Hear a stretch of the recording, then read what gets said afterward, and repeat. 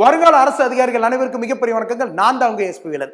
ரொம்ப முக்கியமா நமக்கு டிஎன்பிசியோட ஆனுவல் பிளானர் அப்படின்னு வெளியிட்டிருக்காங்க. இதுல குரூப் 4 எக்ஸாம் நமக்கு ஜூன் மாசம் நடக்கணும்னு சொல்லியிருக்காங்க. உங்க ப்ரிப்பரேஷன் இப்பவே இதுவரைக்கும் ஸ்டார்ட் பண்ணாலும் இப்பவே ஸ்டார்ட் பண்ண ஆரம்பிச்சிருங்க. ரொம்ப முக்கியமா அந்த குரூப் 4 எக்ஸாம்ல கண்டிப்பா ஒரு கொஸ்டின் வரும் அப்படின்னா ஜஸ்டிஸ் பார்ட்டி நீதி கட்சியோட சாதனைகள் இருந்து ஒரு கொஸ்டின் கண்டிப்பா வந்தே ஆகும். யார் இந்த நீதி கட்சி, எதுக்காக இதை நம்ம படிக்க வேண்டியிருக்கு அப்படின்றத நான் டீட்டெயிலா உங்களுக்கு சொல்றேன். அதுக்கு முன்னாடி இந்த வீடியோக்கு ஒரு லைக் பண்ணி விட்டுட்டு இந்த வீடியோட லிங்க் உங்களை மாதிரி படிச்ச எல்லா நண்பர்களுக்கும் ஷேர் பண்ணி விட்டு வீடியோ பார்க்க சொல்லுங்க. கண்டிப்பா பயனுள்ளதா இருக்கும்னு நினைக்கிறேன். இப்போ இந்த ஜஸ்டிஸ் பார்ட்டி யார் இந்த ஜஸ்டிஸ் பார்ட்டி அப்படின்னு பார்க்கும்போது இப்ப தமிழ்நாட்டை ரூல் பண்ணக்கூடிய திராவிட முன்னேற்ற கழகமா இருக்கட்டும், தமிழ்நாட்டை இதுக்கு முன்னாடி ரூல் பண்ண அனைத்து இந்திய அண்ணா திராவிட முன்னேற்ற கழகமா இருக்கட்டும், இந்த மாதிரி எல்லா கட்சிகளுக்கும் ஒரு முன்னோடி, அதாவது ஒரு பியோனியரா இருந்தது இந்த ஜஸ்டிஸ் பார்ட்டி சொல்லக்கூடிய நீதி கட்சி தான். இந்த நீதி கட்சியோட தோற்றம் அப்படின்றது எப்ப இருந்துச்சு அப்படின்னா நமக்கு 1917 வருஷம் தான் இந்த ஜஸ்டிஸ் பார்ட்டி அப்படின்றது நமக்கு உருவாகுது. ஓகே, யாருக்கானது இந்த நீதி கட்சி அப்படின்றது ரொம்ப ரொம்ப முக்கியம் இல்ல. ஏன்னா இப்போ நம்ம தமிழ்நாடு ஒரு முன்னணி மாநிலமா இருக்கிறதுக்கு முக்கியமான காரணங்கள் என்ன அப்படின்னா இங்க கல்வி, எஜுகேஷன் அப்படின்றது கொடுக்கப்பட்டிருக்கு. யாருக்கெல்லாம்? அனைவருக்கும் எஜுகேஷன் அப்படி கொடுக்கப்பட்டிருக்கு. அப்ப கல்விதான் ஒரு சமுதாயத்தை உயர்த்தும் அப்படின்னு அம்பேத்கர் சொன்னார்ல, அதை பின்பற்றி நீதி கட்சி அப்படி அந்த நேரத்தில் எல்லாருக்கும் பண்ணிருக்காங்க. அப்படி இருக்கும்போது இந்த ஜஸ்டிஸ் பார்ட்டி எப்படி சார் இது உருவாகி இருந்த வரலாறு அப்படின்னா 1909 நமக்கு மெட்ராஸ் நான் பிராமின் அசோசியேஷன் அப்படி உருவாக்கப்பட்டுச்சு. அதாவது மெட்ராஸ் பிராமணர் அல்லாதோர் சங்கம் அப்படி உருவாக்கப்பட்டுச்சு. யாருக்காக அப்படின்னா அந்த காலகட்டங்களில் நமக்கு பிராமின்ஸ் அப்படிங்கிறது தான் எஜுகேஷன் அப்படின்றதும், அதாவது கல்வி அப்படின்றதும், கவர்மெண்ட் ஜாப்ஸ் சொல்லக்கூடிய அரசு வேலை வாய்ப்புகள் இந்த மாதிரி எல்லாமே அவங்களுக்கு மட்டும் தான் கிடைச்சிருக்கு. அப்படி இருக்கும் பொழுது நான் பிராமின்ஸா இருக்கக்கூடிய, அதாவது பிராமணர் அல்லாத எல்லாருமே அவங்க வந்து பாத்தீங்கன்னா ஃபார் எக்ஸாம்பிள் பிசியா இருக்கலாம், எம்பிசியா இருக்கலாம், எஸ்சியா இருக்கலாம், எஸ்டியா இருக்கலாம், விமென்ஸ் பெண்களா இருக்கலாம், புத்திஸ்டா இருக்கலாம், ஜெயின்ஸா இருக்கலாம், ஜொராஸ்ட்ரியன், பார்சி எது வேணாலும் இருக்கலாம். இந்த மாதிரி பிராமணர் அல்லாத மக்களுக்கு பெருசா அது கிடைக்கல. ஏன்னா அந்த மக்களுக்கு எஜுகேஷன் அப்படிது சரியா கிடைக்காம இருந்திருக்கு. அதனால எந்த ஒரு அரசு வேலை வாய்ப்புகளும் வாய்ப்பு இல்லாம இருந்திருக்கு. அப்ப அந்த மக்கள் பொருளாதாரத்தில் பின்தங்கிய மக்களா, சமுதாயத்தில் பின்தங்கிய மக்களா இருந்திருக்காங்க. அப்போ இப்படி இருக்கக்கூடிய நான் பிராமின்ஸ், அதாவது பிராமணர் அல்லாத மக்கள் வாழ்க்கையில முன்னேறணும், சமுதாயத்தில் முன்னேறணும் அப்படின்றதுக்காக உருவாக்கப்பட்ட ஒரு கட்சி தான் இந்த நீதி கட்சி. வாழ்க்கையில முன்னேறணும், சமுதாயத்தில் முன்னேறணும் அப்படின்றதுக்காக உருவாக்கப்பட்ட ஒரு இயக்கம் தான் 1909 மெட்ராஸ் நான் பிராமின் அசோசியேஷன் அப்படின்றது. இந்த நான் பிராமின் அசோசியேஷன், அதாவது பிராமணர் அல்லாதோர் சங்கம், பிற்காலத்தில் 1912 மெட்ராஸ் யுனைடெட் லீக் அப்படின்னு மாற்றப்படுது. பிற்காலத்தில் 1914 அது மெட்ராஸ் திராவிடியன் அசோசியேஷன், அதாவது மெட்ராஸ் திராவிட சங்கம் அப்படின்னு மாற்றப்படுது. பிற்காலத்தில் 1916 நமக்கு சவுத் இந்தியன் லிபரல் ஃபெடரேஷன், அதாவது தென்னிந்திய நல உரிமை சங்கம் அப்படின்னு மாற்றப்படுது. அந்த 1914 இருந்த தென்னிந்திய நல உரிமை சங்கம் அப்படின்றதா 1917 வருஷம் நமக்கு ஒரு அரசியல் கட்சியா மாறுது. ஏன்னா அதுக்கு முன்னாடி சங்கமா இருந்தாங்க, இப்போ ஒரு அரசியல் கட்சி, பொலிட்டிக்கல் பார்ட்டியா மாறுறாங்க. அந்த அரசியல் கட்சியின் பேர் ஜஸ்டிஸ் பார்ட்டி, நீதி கட்சி அப்படின்னு சொல்லக்கூடியது. இந்த நீதி கட்சி அப்படின்னா அப்ப யாருக்கான கட்சி சார் அப்படின்னா ஃபார் நான் பிராமின்ஸ், அதாவது பிராமணர் அல்லாத மக்களின் உரிமைகளுக்காகவும் அவங்களோட உயர்வுக்காகவும் வாழ்க்கை தரம் உயர்த்துவதற்காகவும் உருவாக்கப்பட்ட கட்சி தான் இந்த ஜஸ்டிஸ் பார்ட்டி அப்படி ஒரு கட்சி. இந்த ஜஸ்டிஸ் பார்ட்டி அப்படின்னா முக்கியமான தலைவர்கள், அதாவது உருவாக்கக்கூடிய முக்கியமான தலைவர்கள் யாருன்னா 3 தலைவர்கள் ஞாபகம் வச்சுக்கணும். அதுவும் கொஸ்டினை கேட்பாங்க. ஒருத்தர் டாக்டர் சி நடேசனார் அவர்கள், அப்புறம் பிட்டி தியாகராயர் அவர்கள், அப்புறம் டி.எம். நாயர் அவர்கள். இந்த 3 பேரும் ரொம்ப ரொம்ப முக்கியமான தலைவர்கள், ஞாபகம் வச்சுக்கோங்க. இதுல ரொம்ப முக்கியமா நீதி கட்சியின் இதயம் அப்படின்னு அழைக்கப்படுறவர் யார் அப்படின்னா டாக்டர் சி நடேசனார் அவர்கள் தான் நீதி கட்சியின் இதயம் அப்படின்னு அழைக்கப்படுறார். ஓகே, இப்போ இந்த அரசியல் கட்சி 1917 உருவாக்கப்பட்டிருக்கு. எப்ப கவர்மெண்ட் ஃபார்ம் பண்றாங்க, எப்ப அரசாங்கமா மாறுறாங்க? ஏன்னா அரசாங்கமா மாறினாதான் இங்க நிறைய சட்டங்கள் வந்து கொண்டு வர முடியும். அப்படி இருக்கும் பொழுது கவர்மெண்ட் ஆஃப் இந்தியா ஆக்ட் 1919, இந்திய அரசு சட்டம் 1919 அப்படின்றதுல நமக்கு ஒரு விஷயத்தை அறிவிக்கிறாங்க. என்ன அப்படின்னா இங்க இருக்கக்கூடிய, அதாவது ஒரு ப்ராவின்சஸ், ஒரு மாகாணம் இருக்குன்னா அந்த மாகாணத்தோட அதிகாரத்தை 2ஆ பிரிக்கிறோம். அதுக்கு பேர் டயார்கி, இரட்டையாட்சி அப்படின்னு சொல்றோம். அது மட்டும் இல்லாம அந்த டயார்கில டிரான்ஸ்பர் லிஸ்ட், மாற்றப்பட்ட துறைகளுக்கு நிறைய அதிகாரங்கள் இருக்கு. அதை ஒரு இந்தியர் அப்படின்னு ஒரு முதலமைச்சர் வந்து அதை வந்து ஆட்சி பண்ணுவார் அப்படின்னு சொல்லுவாங்க. அப்ப எப்படி இந்திய முதலமைச்சர் அப்படின்னு வருவார் அப்படின்னா அதே சட்டத்துல டைரக்ட் எலெக்ஷன், அதாவது ஒவ்வொரு மாகாணங்களையும், இப்ப இந்தியாவில இருந்த மாகாணங்கள் என்னன்னா அந்த நேரத்துல மெட்ராஸ், பாம்பே, பெங்கால் அப்படின்னு 3 ப்ராவின்சஸ் இருந்துச்சு. இந்த 3 மாகாணங்களையும் நேரடி தேர்தல் கொண்டு வருவோம் அப்படின்னு சொன்னாங்க. அதன் அடிப்படையில் 1920 வருஷம் நமக்கு நேரடி தேர்தல், அதாவது டைரக்ட் எலெக்ஷன் அப்படி ஃபர்ஸ்ட் நம்ம மெட்ராஸ் ப்ராவின்ஸ்ல நவம்பர் மாசம் நடந்தது. அந்த முதல் தேர்தல் அப்படின்றதுல வெற்றி பெற்றது, நம்ம மெட்ராஸ்ல வெற்றி பெற்றது யார் அப்படின்னா இந்த ஜஸ்டிஸ் பார்ட்டி, நீதி கட்சி அப்படின்னவங்க தான். நீதி கட்சி ஜெயிச்சதுக்கு அப்புறம் 1937 வரைக்கும் அவங்க ஆட்சி அதிகாரத்தில் இருந்திருப்பாங்க. இடைப்பட்டமான 1926 இருந்து 1930 மட்டும் அவங்க ஆட்சி செஞ்சிருக்க மாட்டாங்க. கிட்டத்தட்ட 13 வருஷம் இவங்க ஆட்சி காலத்தில் இருந்திருக்காங்க. அதாவது 1920 இருந்து 1937 வரைக்கும் கிட்டத்தட்ட ஒரு 17 வருஷம் ஆச்சு. அதுல ஒரு 4 வருஷம் தவிர 13 வருஷங்கள் இவங்க ஆட்சி அதிகாரத்தில் இருந்திருக்காங்க. அந்த நேரத்தில் நிறைய சட்டங்கள் கொண்டு வந்திருக்காங்க. அது இங்க இருக்கக்கூடிய சமுதாயத்தில் ஒரு மிகப்பெரிய மாற்றம் ஏற்பட்டிருக்கு. அதைத்தான் நம்ம நீதி கட்சியின் சாதனைகள் அப்படின்னு நம்ம சொல்றோம். அது என்னலாம் அப்படின்னு லிஸ்ட் படி பார்த்தோம் பார்த்தோம்னா கண்டிப்பா ஒரு கொஸ்டின் வரும், ஆன்சரை போட்டு நம்ம மார்க் வாங்கிட்டு போய்கிட்டே இருக்கலாம். அப்படி இருக்கும் பொழுது இந்த நீதி கட்சி அப்படின்றது மோஸ்ட்லி எதுக்காக சார் போடுறாங்க அப்படின்னா சோஷியல் ஜஸ்டிஸ், சமூக நீதி அப்படின்னு சொல்லி சொல்லுவாங்க. சமூக நீதினா என்ன சார் அப்படின்னா சமுதாயத்தில் ஒருத்தர் அங்க வேற மாதிரியும் ஒருத்தர் கீழே இருக்கிறாங்கல்ல, இவங்கெல்லாம் சமமா இருக்கணும், அதுதான் சமூக நீதி அப்படின்னு சொல்லி சொல்லக்கூடியது. அனைவருக்கும் அனைத்தும் கிடைக்கணும். ஓகே, கல்வி அப்படின்றது ஒருத்தங்களுக்கு தானா கிடையாது, இங்க இருக்கக்கூடிய யார் வேணாலும் கல்வி பயிலலாம், அதான் சமூக நீதி அப்படின்னு சொல்லி சொல்லக்கூடியது. இந்த மாதிரி சமூக நீதி அப்படின்றத அடிப்படையா வச்சுதான் நீதி கட்சி அப்படின்றது இயங்கிட்டு இருந்துச்சு. இப்போ 1920 1920வது வருஷம் நமக்கு ஆட்சிக்கு வந்தாங்க அப்படின்னு சொல்லி பார்த்தோம். ஆட்சிக்கு வந்தோன்னு என்ன பண்ணாங்க அப்படின்னா இலவச மற்றும் கட்டாய கல்வி மெட்ராஸில் முதல் முறையாக அறிமுகப்படுத்தப்பட்டது அப்படின்னு சொல்லி சொல்றாங்க. அதாவது ஃப்ரீ அண்ட் கம்பல்சரி எஜுகேஷன் அப்படிது. இப்போ இந்திய அரசாங்கம் அப்படிதான் பிற்காலத்தில் சுதந்திரம் அப்படிலாம் வந்ததுக்கு அப்புறம் நிறைய சட்ட திருத்தங்களாம் கொண்டு வந்து 2002 வருஷம் நமக்கு ரைட் டு எஜுகேஷன் அப்படின்ற ஒரு அமெண்ட்மெண்ட்லாம் கொண்டு வரப்பட்டலாம், நம்ம கம்பல்சரி எஜுகேஷன் கொண்டு வரப்பட்டுச்சு. ஆனா நம்ம மெட்ராஸ் ப்ராவின்ஸ், நம்ம மெட்ராஸ் மாகாணத்துல ரொம்ப முக்கியமா 1920 காலகட்டத்திலே 21 காலகட்டத்திலே நமக்கு இலவச மற்றும் கட்டாய கல்வி அப்படின்னு கொண்டு வரப்பட்டிருக்கு. யார் கொண்டு வரப்பட்டிருக்கு? ரொம்ப முக்கியமானது இல்ல. அதாவது அந்த காலத்துல ஒரு சிலருக்கு மட்டும் தான் கல்வி அப்படின்றது இருந்துச்சு. அப்போ இந்த நீதி கட்சி அப்படின்றது என்ன பண்ணுது, இந்த மெட்ராஸ் மாகாணத்துல யாரெல்லாம் இருக்கீங்களோ அவங்க யாராவனா இருந்துட்டு போட்டும். ஓகே, மனிதர்களா இருக்கக்கூடிய யாராவனா இருக்கீங்களா, உங்க எல்லாருக்கும் எஜுகேஷன், அதாவது இங்க இருக்கக்கூடிய குழந்தைகள் எல்லாத்துக்கும் எஜுகேஷன், அது பிராமின்ஸா இருக்கட்டும் நான் பிராமின்ஸா இருக்கட்டும் அதெல்லாம் தேவையில்லை, நமக்கு சமூக நீதி ரொம்ப முக்கியம். அப்போ அனைவருக்கும் எஜுகேஷன் அப்படின்ற சொல்லக்கூடியது. அது மட்டும் இல்லாம கட்டாயமா படிச்சாகணும் கண்டிப்பா. அதாவது ஏன் கட்டாயமா சொல்றாங்க அப்படின்னா எஜுகேஷன் அப்படிதான் ஒரு சமுதாயத்தை உயர்த்தக்கூடியதா இருக்கு, எஜுகேஷன் ஒரு குடும்பத்தை உயர்த்தக்கூடியதா இருக்கு. ஓகே, அப்படி இருக்கும்போது எஜுகேஷன் எல்லாருக்கும் போய் சேரணுன்றதுக்காக இலவசம் மற்றும் கட்டாய கல்வி அப்படிது ஃபர்ஸ்ட் நம்ம மெட்ராஸ்ல தான் ஒட்டுமொத்தமா கொண்டு வரப்பட்டிருக்கு. அது மட்டும் இல்லாம ரெண்டாவது வேற என்ன அப்படி சொல்லி பார்க்கும்போது முதல் முறையாக மதிய உணவு திட்டம் செயல்படுத்தப்பட்டது. நூன் மீல் ஸ்கீம் அப்படின்னு சொல்லி சொல்லுவாங்க. சார் நூன் மீல் ஸ்கீம் இதை நான் படிச்சிருக்கேன், இது காமராஜர்ல கொண்டு வந்தார் அப்படின்னீங்கன்னா நல்லா கவனிச்சுக்கோங்க.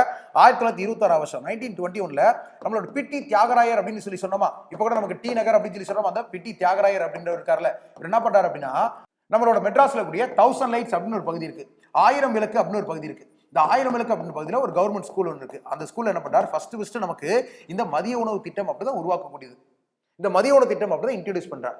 இந்த மதிய உணவு திட்டம் அப்படின்றது எதுக்காக, மாணவர்கள் வீட்டில இருந்து சாப்பாடுக்கு வழி இல்லாம ஸ்கூலுக்கு வராம படிக்காம இருக்கிறதுனால அவங்க வந்து மறுபடியும் அவங்க தாழ்ந்துகிட்டே போறாங்க.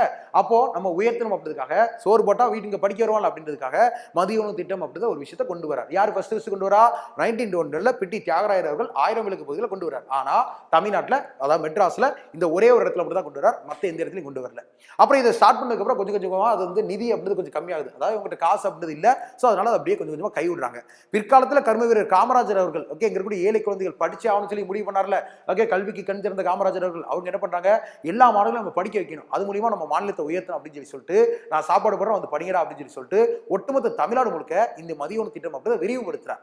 பிற்காலத்தில் எம்ஜிஆர் அவர்கள் என்ன பண்றாங்க அப்படின்னா 1982 காலகட்டத்தில் இந்த மதிய உணவு அப்படின்றதுல சத்தானதா இருக்கணும் அப்படின்னு சொல்லிட்டு சத்துணவு திட்டம் அப்படின்னு சொல்லி மாத்துறாரு. இந்த மாதிரி நிறைய விஷயங்கள் அப்படி இருக்குது. ஸோ மதிய உணவு திட்டம் அப்படிதான் முதல்ல யார் கொண்டு வரா, நமக்கு நீதி கட்சி ஆட்சி காலத்தில் பிட்டி தியாகராயர் அவர்கள் தான் ஃபர்ஸ்ட் நம்ம கொண்டு வராங்க. அடுத்து 1921 தேர்தலில் அரசியலில் பெண்களுக்கு பங்களிப்பதை முதலில் அறிவித்தல் அப்படின்னு சொல்லி இருக்குது. ரொம்ப முக்கியமா நல்லா கவனிச்சுக்கோங்க. வேர்ல்டுல ஃபர்ஸ்ட் விமென்ஸ்க்கு ரைட் டு ஓட் அப்படின்றது கொடுத்தது எந்த நாடு அப்படின்னு சொல்லி பார்த்தீங்கன்னா நியூசிலாந்து அப்படின்னா ஃபர்ஸ்ட் நமக்கு வேர்ல்டுல பெண்களுக்கு ரைட் டு ஓட், அதாவது பெண்களுக்கு வாக்குரிமை அப்படின்னு கொடுத்திருப்பாங்க. ஓகேவா, இது ஞாபகம் வச்சுக்கோங்க. இப்போ நமக்கு ரீசெண்டா நடந்த ஒரு குரூப் 1 எக்ஸாம், குரூப் 4 எக்ஸாம்ல கூட கேட்டிருந்தாங்க, பெண்களுக்கு முதலில் இந்தியாவில் எப்போ வாக்கு வந்து உரிமை கொடுக்கப்பட்டுச்சு அப்படின்னா 1921 1921 வருஷம். எங்க கொடுக்கப்பட்டிருக்கு, நம்ம மெட்ராஸ்ல கொடுத்திருக்காங்க. யார் கொடுத்திருக்கா, நீதி கட்சி கொடுத்திருக்கு. அப்ப பெண்கள் அதுக்கு முன்னாடி ஓகே ஓட்டு போடுறது அந்த எந்த உரிமையுமே கிடையாது. அப்படி இருக்கும் பொழுது ஓகே ஈவன் பெண்கள் தேர்தலில் கூட நிற்கக்கூடாது, எலெக்ஷன்ல கூட நிற்கக்கூடாது, தேர்தலில் பங்கேற்கவே கூடாது. அப்படி இருக்கக்கூடிய நேரத்தில் நீதி கட்சி அப்படின்னவங்க பெண்கள் அப்படின்னவங்களுக்கு அங்கே எல்லா சம வாய்ப்பும் இருக்கு. பெண்களும் இங்க வந்து எலெக்ஷன் நிற்கலாம், ஓகே நீங்க என்ன பண்ணலாம், வாக்கு செலுத்தலாம் அப்படின்னு சொல்லிட்டு ரைட் டு ஓட், வாக்குரிமை, பெண்களுக்கு வாக்குரிமை அப்படின்றத 1921 வருஷம் இந்தியாவிலே முதல்ல நம்ம மெட்ராஸ் ப்ராவின்ஸ்ல தான் கொடுக்குறாங்க. அடுத்து வேற என்ன முக்கியமானது அப்படி பார்க்கும்போது to assist the growth of industries state aid to industries act 1922. இந்த சட்டங்கள் எந்த வருஷம் அப்படின்றது ரொம்ப ரொம்ப முக்கியம். இப்போ தொழிற்சாலைகள் உதவி சட்டம் அப்படின்றது 1922 கொண்டு வரப்படுது. எதுக்காக, ஒரு மாநிலம் அப்படின்றது கல்வியை வச்சு மட்டும் முன்னேற முடியுமா, இல்ல அங்க இருக்கக்கூடிய இண்டஸ்ட்ரீஸ் அப்படின்றது வேணும். ஏன்னா இண்டஸ்ட்ரீஸ் நிறைய வரதான் நம்ம இன்னும் நிறைய டெவலப் ஆகும் அப்படின்றதுக்காக இந்த நீதி கட்சி என்ன அறிவிக்குது, இந்த மாதிரி இண்டஸ்ட்ரி நீங்க தொடங்க போறீங்களா, வாங்க வந்து தொடங்க, உங்களுக்கு தேவையான எல்லாத்தையும் இந்த அரசாங்கம் செஞ்சு தரும் அப்படின்னு சொல்லிட்டு இண்டஸ்ட்ரீஸ் நம்ம ஊக்குவிச்சு நிறைய இண்டஸ்ட்ரீஸ் வளர்ந்துச்சுன்னா நம்ம மாநிலம் மாகாணம் வளரும் அப்படின்றதுக்காக state aid to industries act அப்படின்றது 1922 வருஷம் கொண்டு வராங்க. இது ஒரு முக்கியமான ஒரு கான்செப்டா இருக்கு. அடுத்து மிராசுதாரர் முறை ஒழிப்பு ரொம்ப முக்கியமானது. மிர்சாதாரி சிஸ்டம் அப்படின்னு சொல்லி சொல்லுவாங்க. இப்போ ஊர்ல ஒரு பெரிய நிலம் அப்படி இருக்கும். ஓகே, அந்த நிலம் ஒருவருக்கு சொந்தமானதா இருக்கும். அவங்கள மிராசுதாரர்கள் அப்படின்னு சொல்லி சொல்லுவாங்க. அப்ப அந்த ஊர்ல நிறைய பேர் ஏழைகளா இருக்காங்க. அதாவது நிறைய மக்கள் இருக்காங்களா, அவங்க எல்லாரும் அந்த ஒரு நிலத்துல அடிமைப்பட்ட மக்களா வாழ்ந்துட்டு இருக்காங்க. ஒருத்தர் அதுக்கு ஓனரா இருக்காருல்ல. அப்ப அரசாங்கம் என்ன பண்ணுது, இனிமேல் அது கிடையாது, அந்த நிலத்தை கொடுங்க, அரசாங்கம் வாங்குது, எல்லா கஷ்டப்பட்டவங்களுக்கும் அதை பிரிச்சு கொடுக்குது, உங்களுக்கும் ஒரு சில பகுதி அப்படின்னு பிரிச்சு கொடுத்துட்டு, இனிமேல் இந்த மாதிரி நான் பெரிய ஆளு, இவங்களுக்கு கீழே இருந்து எனக்கு வேலை பார்க்கணும் அப்படின்னு கிடையாது, எல்லாரும் சமமா வாழணும் அப்படின்றதுக்காக இந்த மிராசுதாரர் முறை அப்படிது முக்கியமா அந்த நிலங்கள் அப்படிதை பிரிச்சு கொடுக்கக்கூடிய முறை அப்படிதை நம்ம கொண்டு வரக்கூடியதா இருக்கு. ஸோ இது 1923 வருஷம் நடந்திருக்கும். ஸோ ரொம்ப முக்கியமான நோட் பண்ணி வச்சுக்கோங்க. அடுத்து 1926 நமக்கு இந்து சமய அறநிலைத்துறை அப்படி உருவாக்கப்படுது. ஹிந்து ரிலிஜியஸ் என்டோமெண்ட் ஆக்ட் அப்படி உருவாக்கப்படுது 1926. எதுக்காக இது அப்படின்னு சொல்லி பார்க்கும்போது, அந்த நேரத்தில் வந்து பார்த்தீங்கன்னா ஒரு கோயில் இருக்கும், அது எங்க குடும்ப கோயில், இதுக்குள்ள வேற யாரும் வரக்கூடாது அப்படின்னு சொல்லிட்டு ஒரு சிலர் அப்படின்னவங்க பிரச்சனை பண்ணிக்காங்க. அப்ப அரசாங்கம் என்ன பண்ணுது, ஒரு கோயில் அப்படின்னா அது பொதுவான எல்லாருக்குமானது, எல்லாருமே போயிட்டு வரணும் அப்படின்னு சொல்லி நினைக்கக்கூடியது. அப்ப என்ன பண்ணுது அரசாங்கம், இனிமேல் கோயில் இது சம்பந்தப்பட்ட சொத்துக்கள், இது சம்பந்தப்பட்ட எல்லா விஷயங்களையும் அரசாங்கமே பார்த்துக்கும். அந்த மாதிரி விஷயங்களை பார்த்துக்கிறதுக்கு ஹிந்து ரிலிஜியஸ் என்டோமெண்ட், இந்து சமய அறநிலைத்துறை அப்படின்ற ஒரு சட்டம் அப்படி உருவாக்கப்படுது 1926. அடுத்து ரொம்ப முக்கியமா வேற என்ன அப்படின்னா, நம்ம இப்ப என்ன எக்ஸாம் படிச்சிருக்கோம், டிஎன்பிசி அப்படி ஒரு எக்ஸாம் படிச்சிருக்கோம், Tamil Nadu public service commission. Okay, Tamil Nadu அரசு பணியாளர் தேர்வாணையத்துக்கு படிச்சிட்டு இருக்கோம். அவங்க நடத்தக்கூடிய தேர்வுகளுக்கு படிச்சு அதுல பாஸ் ஆகி ஒரு அரசு அதிகாரி ஆகணுன்ற கனவோட நம்ம இருக்கிறோம். அப்படிப்பட்ட டிஎன்பிசி அப்படின்ற போர்டு தான் இந்தியாவிலே உருவாக்கப்பட்ட முதல் சர்வீஸ் கமிஷன் அப்படின்னு சொல்லக்கூடியது.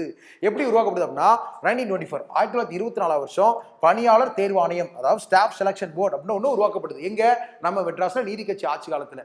இந்த நேரத்தில் யார் சார் முதலமைச்சரா இருந்தா அப்படின்னா ராஜா ஆஃப் பனகல் அப்படின்னு ஒரு இருந்திருப்பார். ராஜா ஆஃப் பனகல், அதாவது பனகல் அரசர் அப்படின்னு நம்ம சொல்லுவோம்.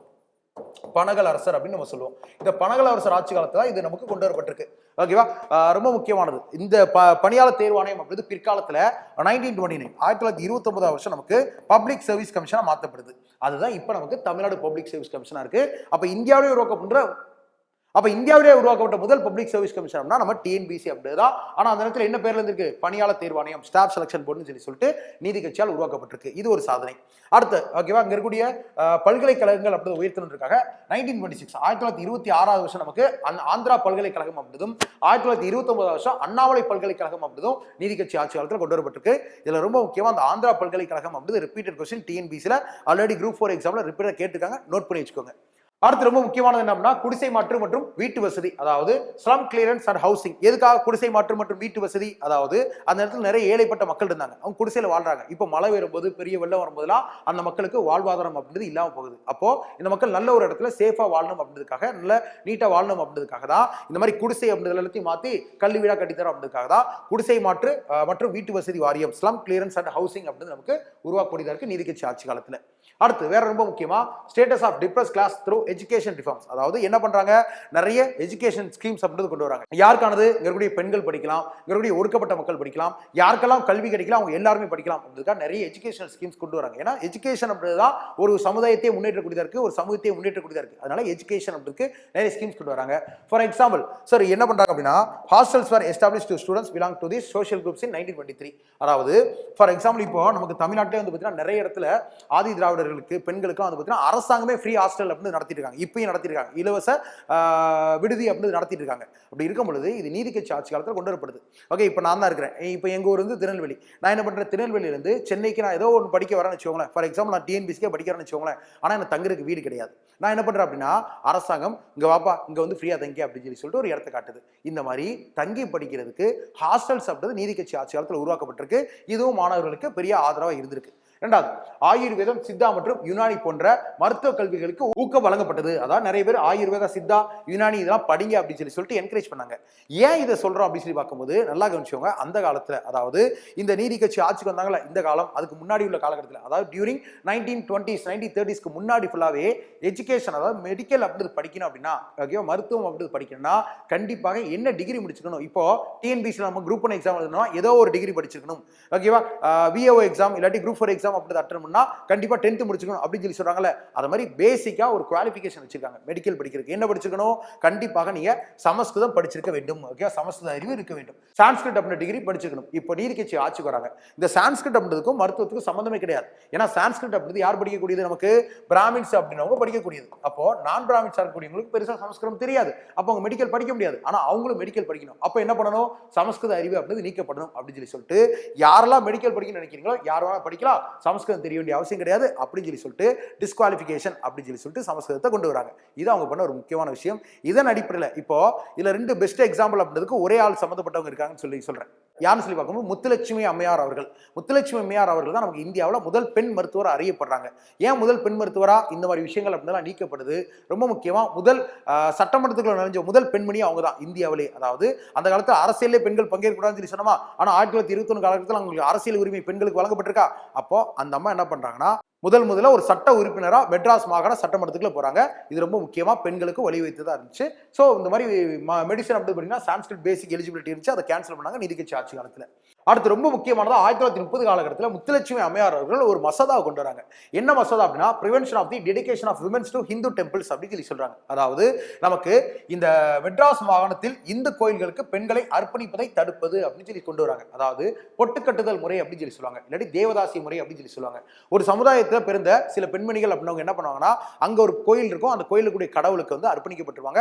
கடைசி வரைக்கும் அவங்க சாகிற வரைக்கும் அந்த கோயிலே தான் இருக்கணும். அந்த கோயிலுடைய கடவுளை தான் கனவடா நினைச்சு அவங்களுக்கு பணிவிடையெல்லாம் செஞ்சு அந்த கோயில் எல்லாத்தையும் சுத்திகரமா வச்சு அந்த கோயிலே தான் தன்னோட வாழ்க்கையை அப்படி முடியணும்.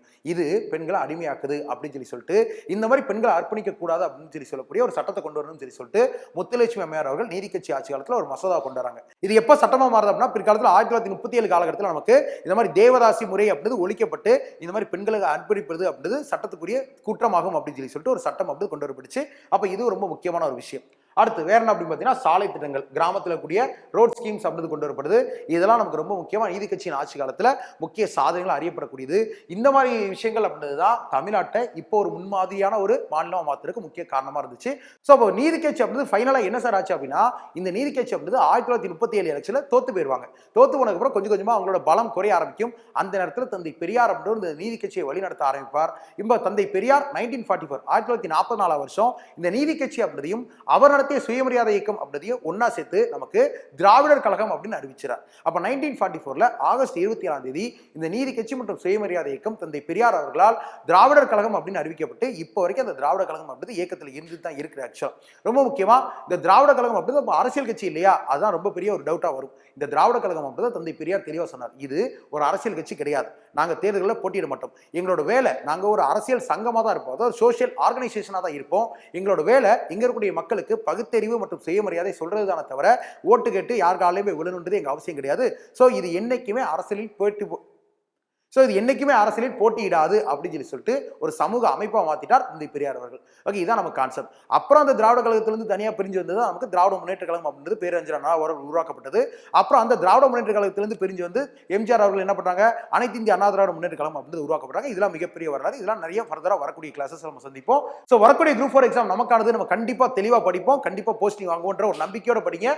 வேற யாரும் நம்ம நம்ப வேண்டாம், நம்மளை மட்டும் நம்ம நம்புவோம். இதை மாதிரி இன்னும் நிறைய கிளாஸ் நான் அவங்க சந்திக்கிறேன். ரொம்ப முக்கியமா அந்த வீடியோ கீழே கமெண்ட் செக்ஷன்ல இந்த கிளாஸ் எப்படி இருந்துச்சு, உங்களுக்கு ஏதாவது புதுசா இன்ஃபர்மேஷன் கத்துக்கிட்டீங்களா, கண்டிப்பா எக்ஸாம் யூஸ்ஃபுல்லா இருந்துச்சா அப்படின்றத மறக்காம கீழே கமெண்ட் செக்ஷன்ல கமெண்ட் பண்ணிட்டு போங்க.